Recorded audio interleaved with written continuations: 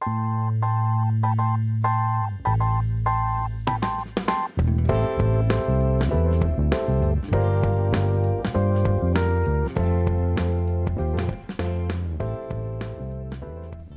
you guys, welcome back to my channel, and I'm here with another video.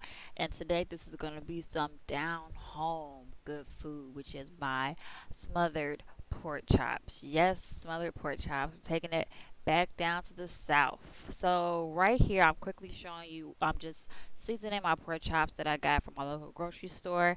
I only got a pack of 3 because it was only me eating pork chops. Definitely if it's more than just you, you might want to get more than 3. Usually they come in a pack of 4, but for some odd reason they only came in a pack of 3 in my local Save a Lot. So I just seasoned salt and pepper on both sides of my pork chops with the bone in. I do recommend bone in because they have more flavor than the boneless pork chops. If you want to do boneless, you can do that, but I just love the bone in pork chops. It just adds way more flavor to the sauce. So I before that, you saw me sprinkle on salt and pepper on my flour mixture. I also do that because I want to make sure that the flour that sticks to the pork chops also is seasoned too.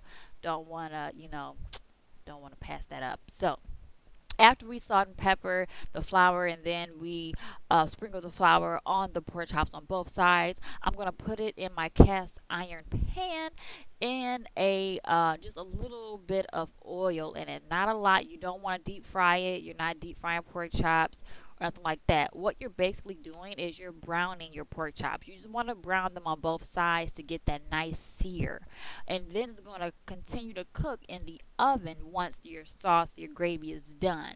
So all we're doing right here is we're just browning on both sides. I say lay it on both sides for a good minute, and then turn it over like I saw, like I just did right here, and it's brown. Once they're brown on both sides, I put them in my baking dish, and then next it's time to make the gravy.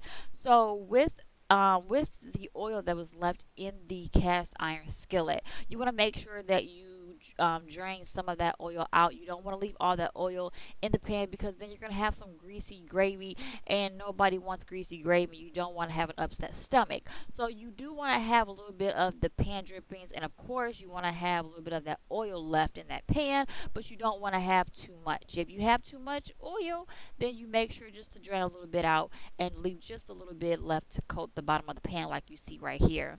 And then all I did was I took a yellow onion, I cut that in half, and I used half of an onion and just made some slices into it. I love cooked onions, you guys. I can eat cooked onions by themselves. I don't do raw onions at all. For some reason, I do not like raw onions, but I loved cooked onions. Oh, so good. So after I put them in a pan, I'm going to sprinkle those two with some salt and pepper to get those nice and flavored as well. In my videos, you will see that I like a lot of flavor. I don't like to leave anything missing without flavor, you guys. Flavor is key when it comes to my dishes that I make. So I just sprinkled some salt and pepper, not too heavy because we are going to put some chicken stock in here, and that's also going to give it flavor. Plus you have flavor from the pan dripping from the pork chops that we previously fried on both sides earlier. So after I stirred it around in the pan dripping and make sure that all of the onions were coated with the salt and pepper, next thing is I'm going to put some flour in there. You know what I mean, you guys? So this is what we call a roux, but this is going to thicken up your gravy, you guys. So you want to put some flour in there. I say at least do 2 spoonfuls of flour depending on how much gravy you're making. But if you're definitely making this for a family of 4 or more, you want to put 2 good spoonful scoops of flour. And then right here, I know it doesn't look like it, but I actually added 2 cups of chicken stock. Yes, 2 cups of chicken stock to my pan. And then I'm going to stir it around to make sure that the flour is well dissolved and make sure that everything is coated. And then after I did that, I let it simmer over my stove for a good 5 minutes. After it came to a simmer, a nice little small boil, then I'm going to add some milk to it. So that's going to give it its creaminess that it needs. You can definitely do half and half if you want If I had half and half, I would have added that or heavy cream.